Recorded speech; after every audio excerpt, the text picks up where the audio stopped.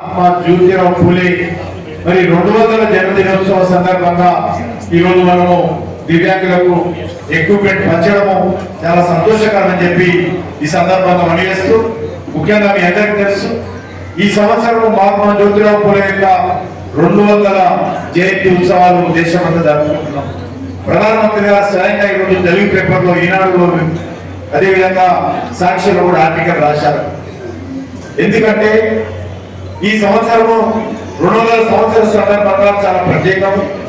ఒకటి, ఏ మహిళల కోసమైతే, మహిళల సాధికారికత కోసమైతే, మహిళల విద్య కోసమైతే మహాత్మా జ్యోతిరావు పూలే మరి వారి శ్రీమతి గారు సావిత్రి జ్యోతిబాయి పూలే గారు అంకిత భవన్తో ప్రారంభించి మహాత్మా జ్యోతిరావు పూలే వారి యొక్క శ్రీమంతుడే మరి మొదటి మహిళా విద్యా సంస్థ పెట్టడం జరిగింది. ఆ రకంగా మహిళల కోసం వారు పనిచేశారు.